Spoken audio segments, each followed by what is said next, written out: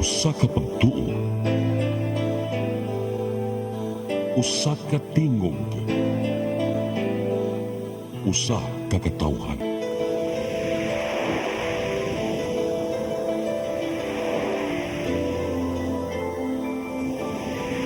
Cebu Catholic Television Network.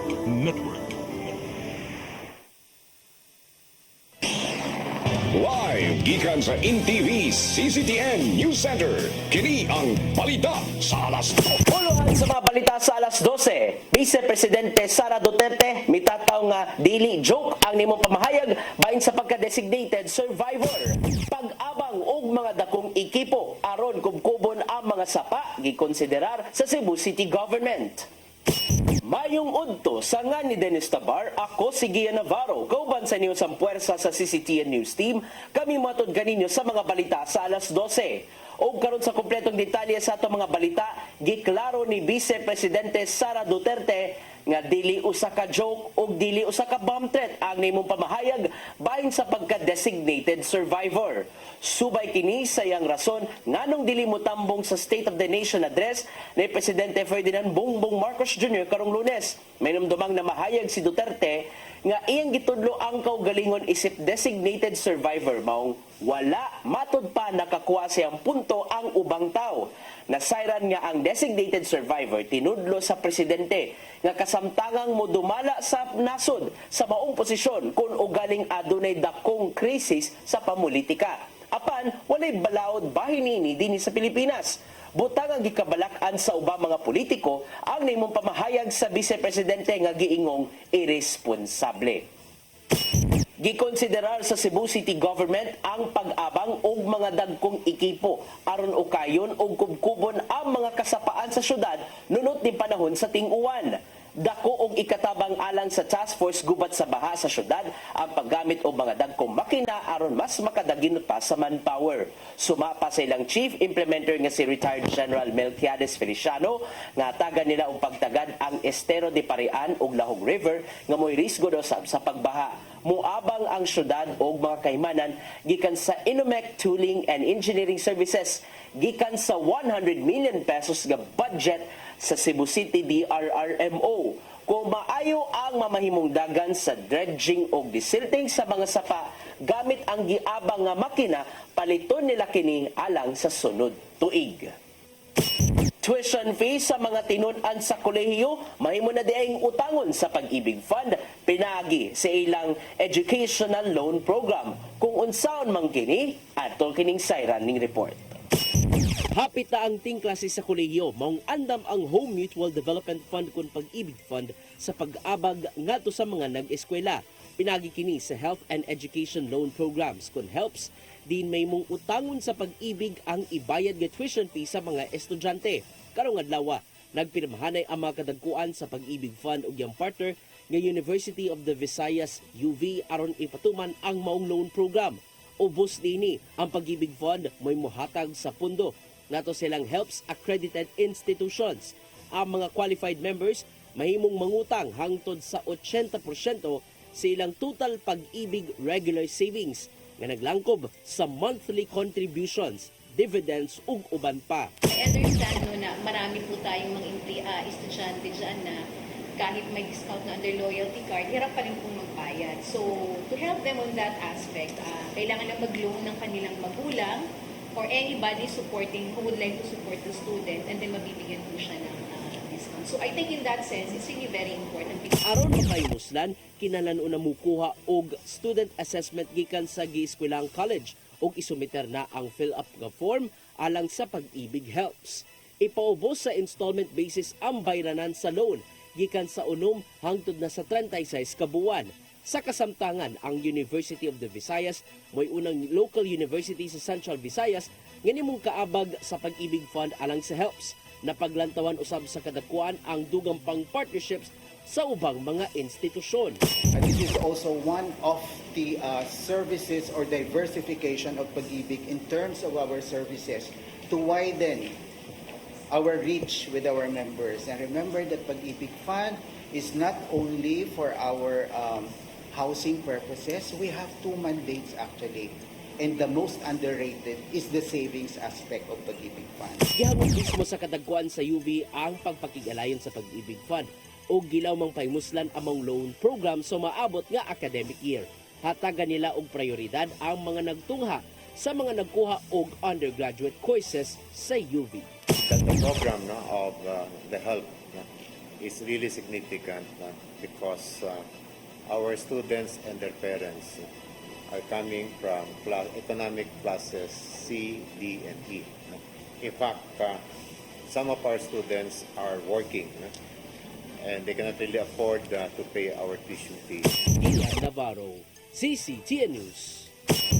Sa laing balita, Lapu-Lapu City ni salmot sa nationwide CPR awareness campaign nga gipaygayon kagapong adlaw subay sa National CPR Day. Libuan ang mga nasa medical sector ang natudloan sa hands-only nga CPR. Ato kining sayran sa report ni PITcom intern Jose Peroramas. Kagahapong adlaw, gitimaan ang National CPR Day kung dinhi sa Lapu-Lapu City kapin usa ka libo ang napaubos sa CPR training. 50 ka mga cardiologist gikan sa Philippine Heart Association Cebu Chapter inubanan sa city responders ang nagtudlo sa mga katawhan kabahin sa pamaagi sa cardiopulmonary resuscitation kun CPR. Pinaagi sa ilang gipahigayon nga nationwide CPR awareness campaign, gipaubos sa CPR training ang nagkalain-laing mga individual sama sa mga kapulisan, barangay tanod, trabahante, miyembro sa Urban Poor Association ug mga health workers. Gibuhat ang maong training aron makamao sila sa pag-CPR sa panahong kinanglanon kini sa pagluwas ug kinabuhi. Matud pa sa usa ka cardiologist nga si Dr. Karen Caudor nga dili lang mga health workers ang dapat makamao sa pag-CPR o kinahanglan usab tudluan ang tibuok katawhan. Ang katawhan kamao mo CPR nga dili ingon nga dili kinahanglan doctor nurse ang kamao, dapat kitang tanan, and the only way we can do that is through this one activity nga mass. Gipadayag usab sa usa ka nurse nga si Estela H. Amoen ang iyang kalipay sa gipahigayong CPR training tungod kay daghan na ang makamao niini nga pwede makatabang sa pagluwas ug kinabuhi. At least kung kay bao lang yun ka mo perform mag CPR, at least mataas-taasan ang survival rate into 30%. So nindot yung kaayo, nalipay kay ko nga daghan yun na train ani kay at least daghan ba kang tao nga pwede atakihon anytime. So at least daghan kayo makatabang. Jose Peroramas, PITcom intern, CCTN News. Nakaplagang patay ang usa ka sakop sa LGBT community sud sa gipuy ang apartment sa Barangay Katarman, lungsod sa Liloan. Naabtan sa kapulisan nga naligo sa kaugalingong dugo si Petronilo Maglasang, human nakadawat og sumbong ang yang silingan nga maoy nakatimaho niini gikan sa kwarto. Sa nahimong pasiunang investigasyon sa PNP, gibutyag sa silingan ngadto sa PNP nga adunay uyab si Maglasang ug misulod kini niadtong Sabado sa kadlawon sa iyang lawak. Wala hinuon mibalik ang maong tawo sa maong lawak nya ng panahon na pagkauman. Gipaubos na sa autopsy ang patayng lawas ni Maglasang o gisuta kung unsay hinungdan ingon man posibleng motibo sa kamatayon. Og bawgato naglangkob sa mga balita sa alas 12 sangan sa tanang kaubadan sa CCTN News and Current Affairs. Ingon man sa atong news manager nga si Dennis Tabar, ako si Gian Navarro. At ang iyang atong Sayre 47 karon kadang alas 5 sa hapon hangtod sa alas 6 sa gabi. Musunod na sa Dimadugay ang Santos nga misa nga manukad live sa CCTN Chapel. Daghang salamat, daygo ng Dios.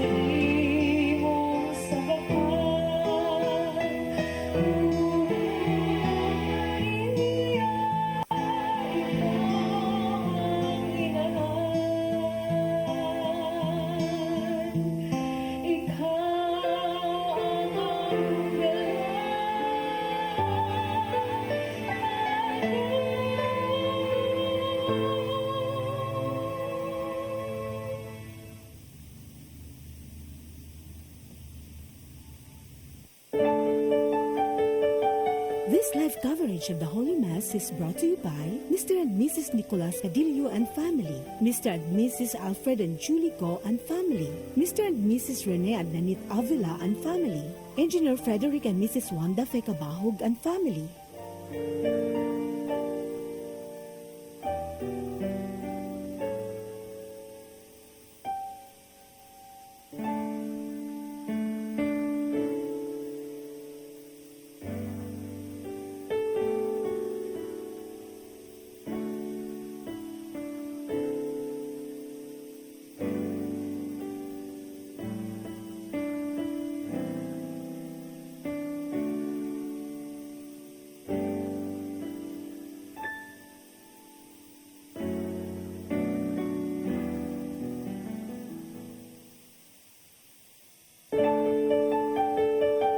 This live coverage of the Holy Mass is brought to you by Mr. and Mrs. Nicolas Cadillo and family, Mr. and Mrs. Alfred and Julie Go and family, Mr. and Mrs. Rene and Nanit Avila and family, Engineer Frederick and Mrs. Wanda Fekabahog and family.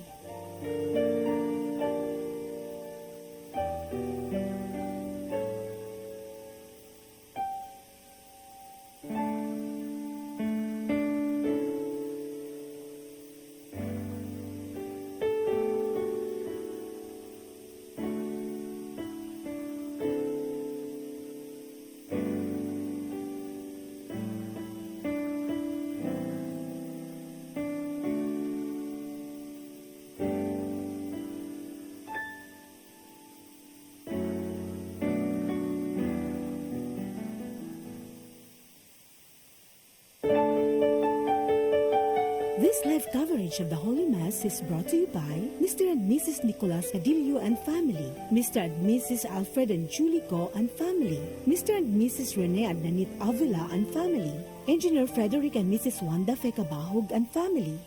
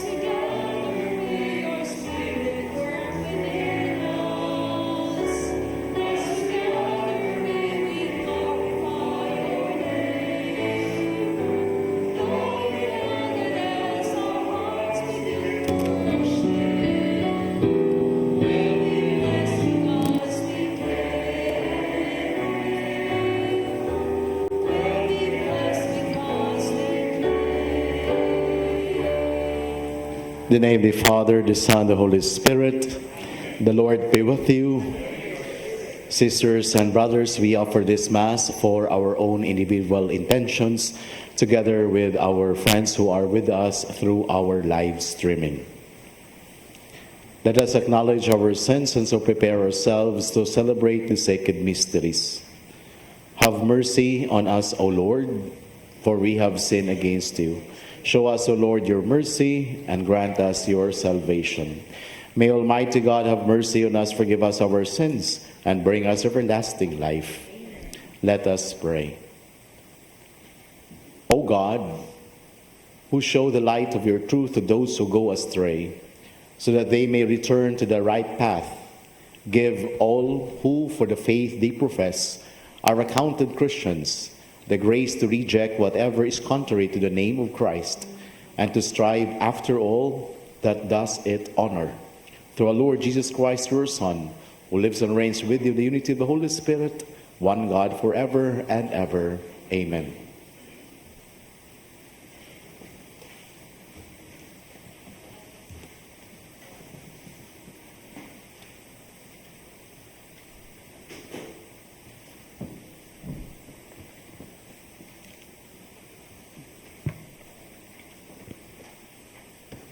A reading from the book of the prophet Isaiah.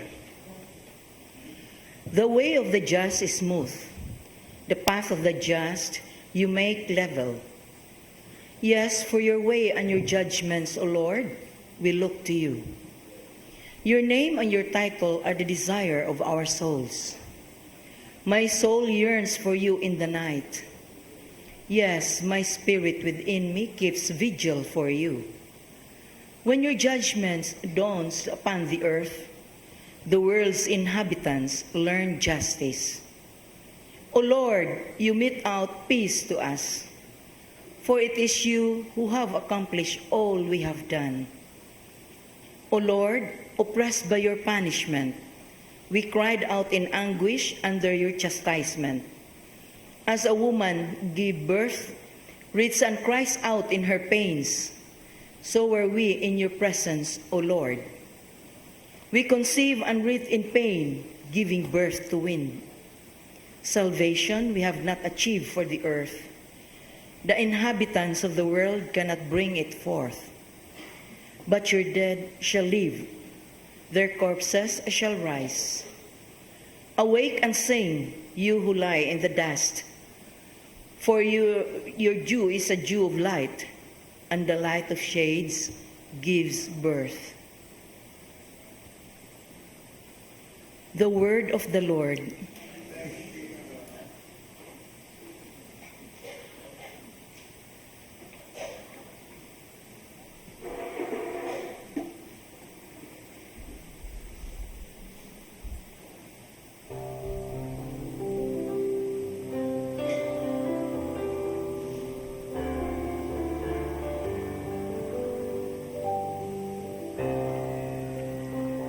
From heaven the Lord looks down on the earth. From heaven the Lord looks down on the earth. You, O Lord, abide forever, and your name through all generations. You will arise and have mercy on Zion, for it is time to pity her. For her stones are there to your servants, and her dust moves them to pity. From heaven the Lord looks down on the earth. The nations shall revere your name, O Lord, and all the kings of the earth your glory.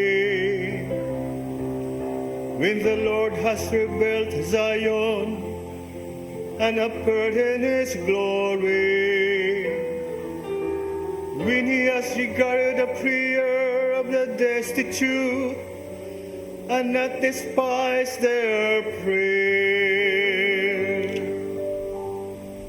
From heaven the Lord looks down on the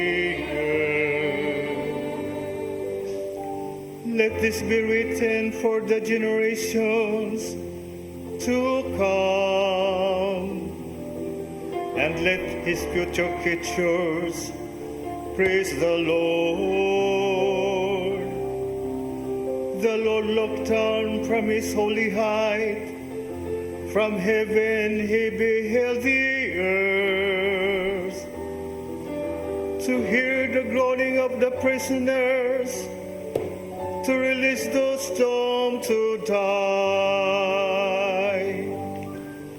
From heaven the Lord looks down on the earth. From heaven the Lord looks down on the earth.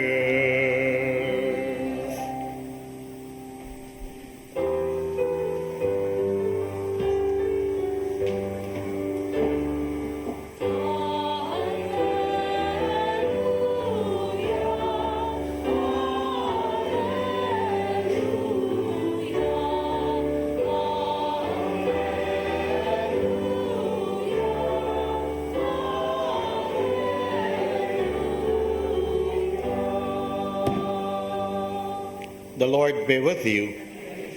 A reading from the Holy Gospel according to Matthew.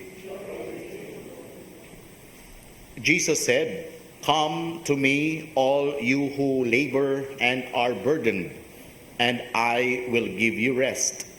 Take my yoke upon you and learn from me, for I am meek and humble of heart, and you will find rest for yourselves.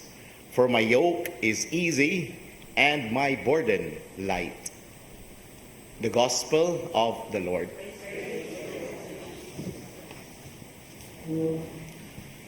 Good afternoon, my dear brothers and sisters.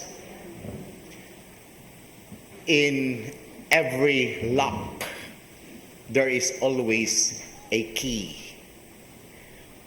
Kung dunay kandado, dunag yunay yawi.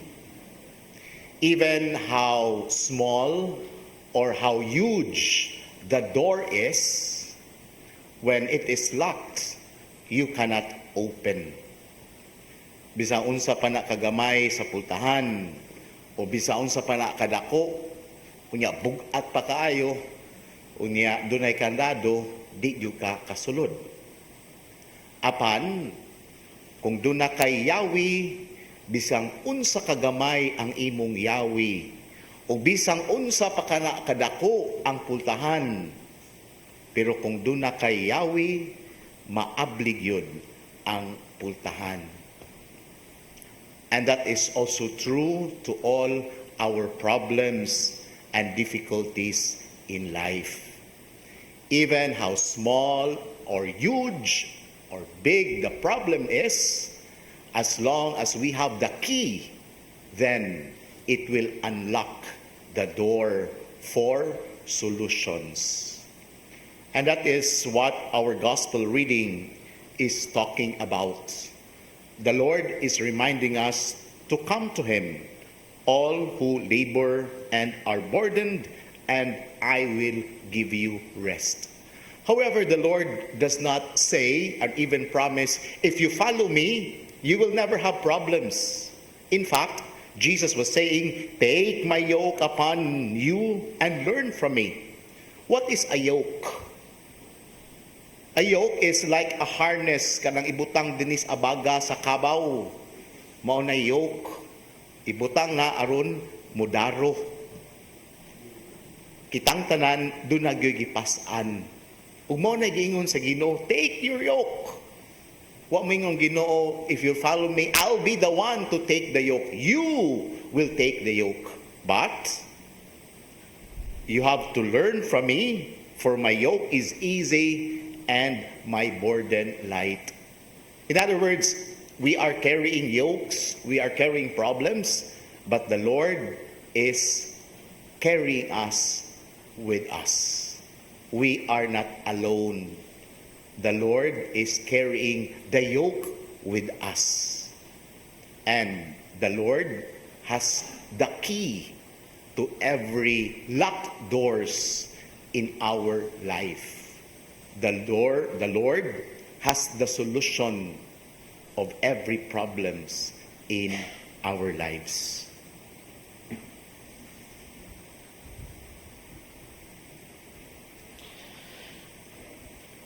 When we, like the biblical Job, have no peace nor ease and have respite from troubles, the Lord Jesus invites us to find rest in Him. Let us bear an easy yoke of Christ, so as to find rest from our burden. And so we say, Lord, hear our prayer. Lord, hear our prayer.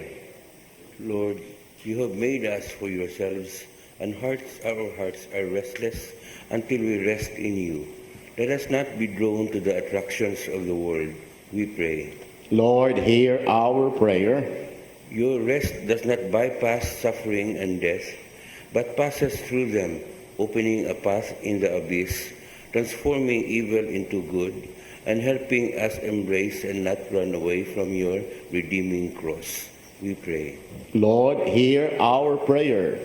May workers, farmers, wage earners, and others who bear the burden and the heat earn a decent living for themselves and their families, and have ample time to rest, to recover their strength. We pray. Lord, hear our prayer.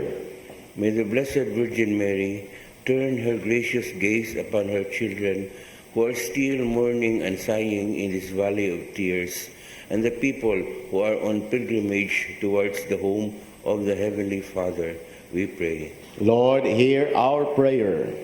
Like Lazarus, who rests in the bosom of Abraham, may the dead enjoy the paradise where Lazarus is poor no longer. We pray. Lord, hear our prayer. God our Father, we offer petitions through Christ our Lord. Amen.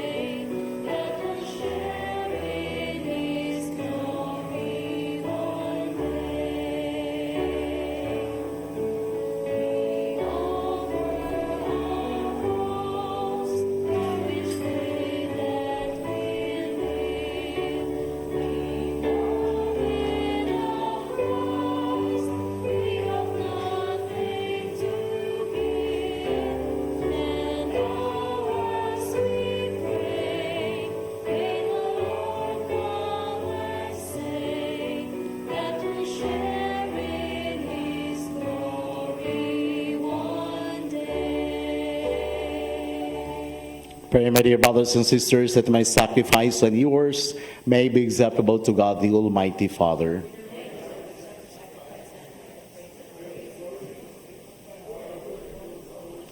Look upon the offerings of the Church, O Lord, as she makes her prayer to you, and grant, when consumed by those who believe, they may bring ever greater holiness through Christ our Lord. The Lord be with you. Lift up your hearts. Let's give thanks to the Lord our God. It is so right and just, our duty and salvation, always and everywhere to give you thanks, Lord, Holy Father, Almighty, Eternal God. For although you have no need of our praise, yet our thanksgiving is itself your gift, since our praises add nothing to your greatness, but profit us for salvation through Christ our Lord. And so in company with the choirs of angels, we praise you, and with joy we acclaim.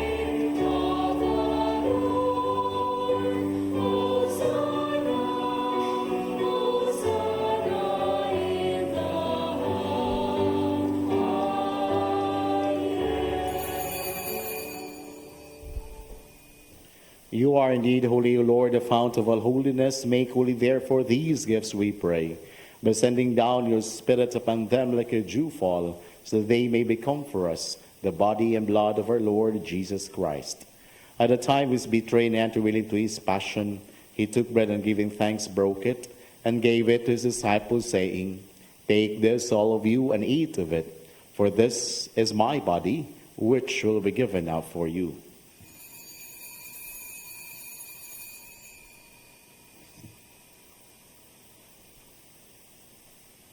In a similar way, when supper was ended, he took the chalice, and once more giving thanks, he gave it to his disciples, saying, "Take this, all of you, and drink from it.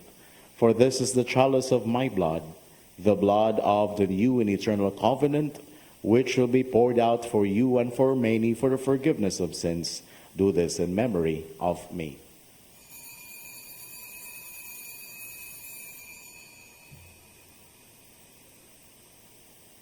The mystery of faith.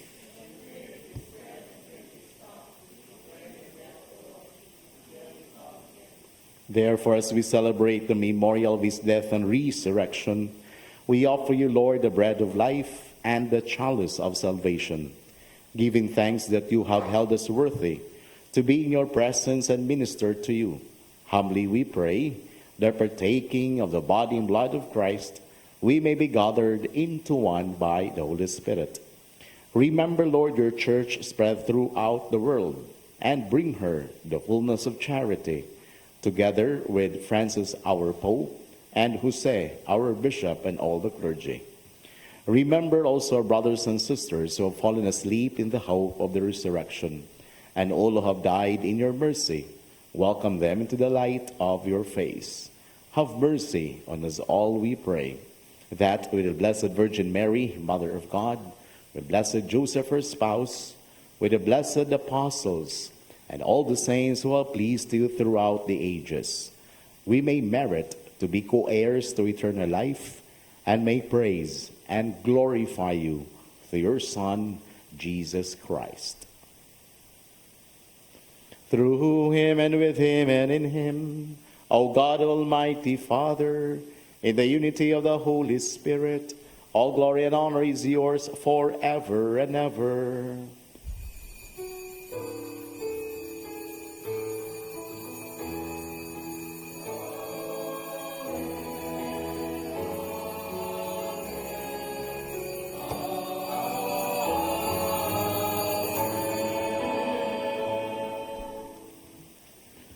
At the Savior's command and formed by divine teaching, we dare to say, Our Father, who art in heaven, hallowed be thy name. Thy kingdom come, thy will be done on earth as it is in heaven. Give us this day our daily bread, and forgive us our trespasses, as we forgive those who trespass against us. And lead us not into temptation, but deliver us from evil. Deliver us, Lord, we pray, from every evil. Graciously grant peace in our days, that the help of your mercy, we may be always free from sin and safe from all distress, as we await the blessed hope and the coming of our Savior, Jesus Christ. Lord Jesus Christ, who said to our apostles, Peace I leave you, my peace I give you, look not on our sins, but on the faith of your church, and graciously grant her peace and unity in accordance with your will, who live and reign forever and ever. The peace of the Lord be with you always. Let us offer each other the sign of peace.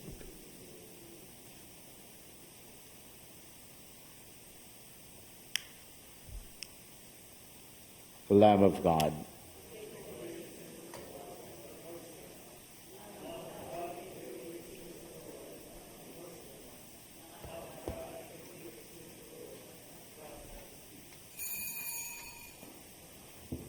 Behold the Lamb of God, behold him who takes away the sins of the world.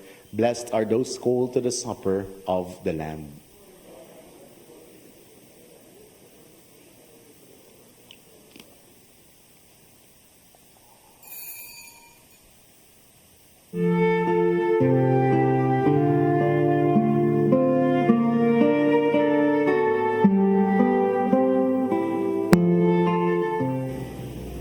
Of spiritual communion. My Jesus, I believe that you are present in the most holy sacrament.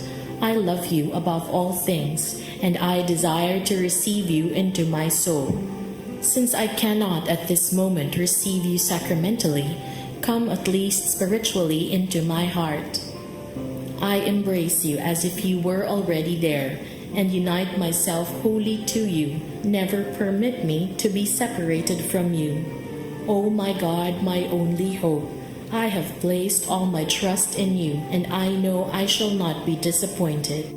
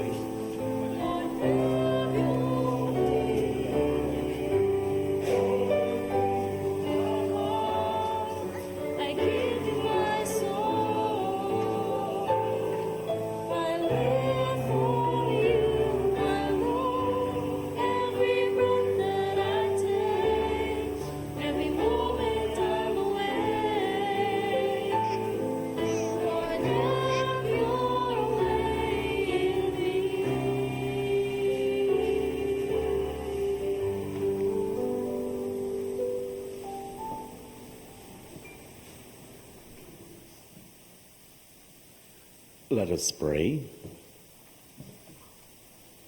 Having consumed these gifts, we pray, O Lord, that by our participation in this mystery, His saving effects upon us may grow through Christ our Lord.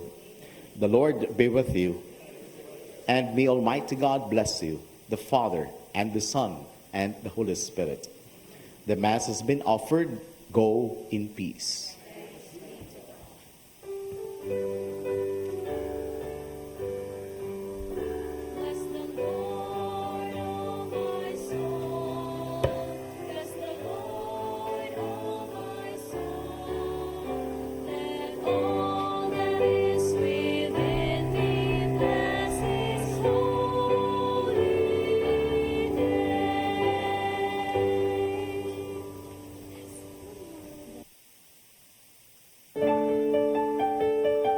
This live coverage of the Holy Mass is brought to you by Mr. and Mrs. Nicolas Cadillo and family, Mr. and Mrs. Alfred and Julie Go and family, Mr. and Mrs. Rene and Nanit Avila and family, Engineer Frederick and Mrs. Wanda Fecabahog and family.